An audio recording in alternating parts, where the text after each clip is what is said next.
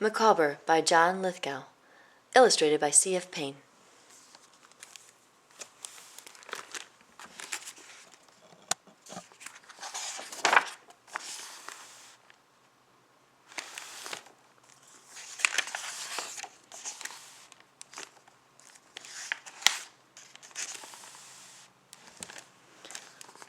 One Sunday in springtime, Micawber arose from his Central Park carousel nest.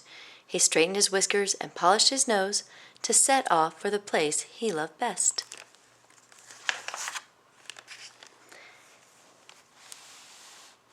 He scampered past pigeons and poodles and geese, past boathouse and bandshell and zoo, past joggers, skaters, and mounted police, to a palace on Fifth Avenue.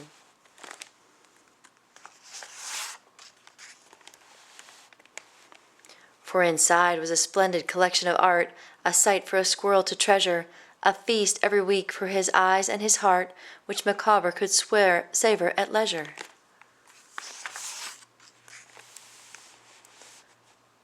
Through the windows he'd gaze at Van Dyck and Van Gogh, appraise every Rembrandt and Titian. He scrutinized Rubens, peruse each Rousseau, inspect each Latrousse, Cassette, and Marot. He would find a new favorite each time he would go, and nobody charged him admission.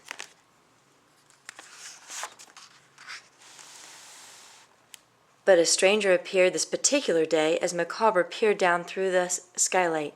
He stood at an easel beneath a Monet that depicted a haystack at twilight. Micawber observed her for hours on end as she copied each texture and shade. He noted the stroke of each brush she'd extend, the rare concentration and care she'd expend. She'd become his unwitting and unknowing friend by the time the day started to fade.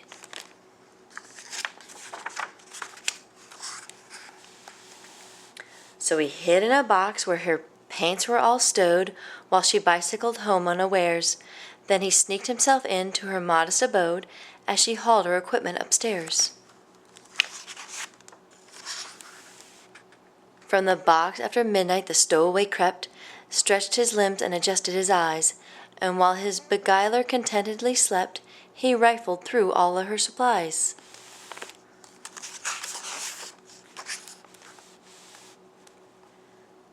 Micawber's dull life with its tedious toils all at once seemed 100 times duller, as he straddled a palette and squeezed out some oils and discovered the wonders of color.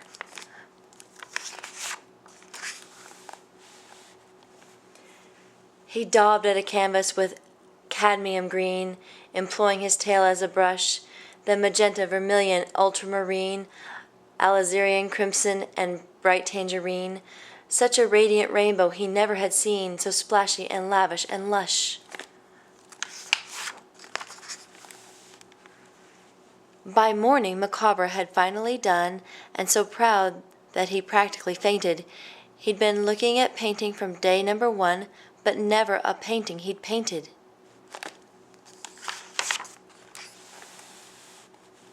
As the sunlight poured in, he was ready to go, leaving everything just as he'd found it. Through the transition he scrambled, his canvas in tow, rolled up with a shoelace tied round it.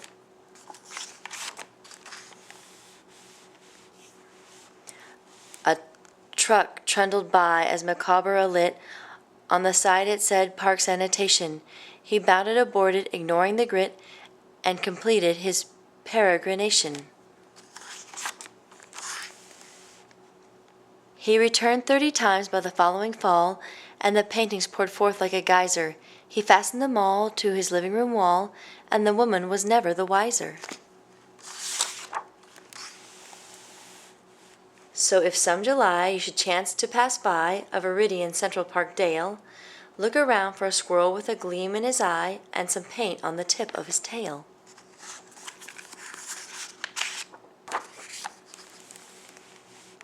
And if you should visit the old carousel, look up at its uppermost part.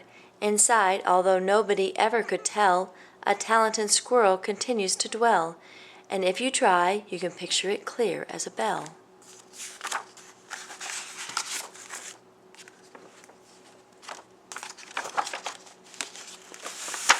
Micawber's Museum of Art.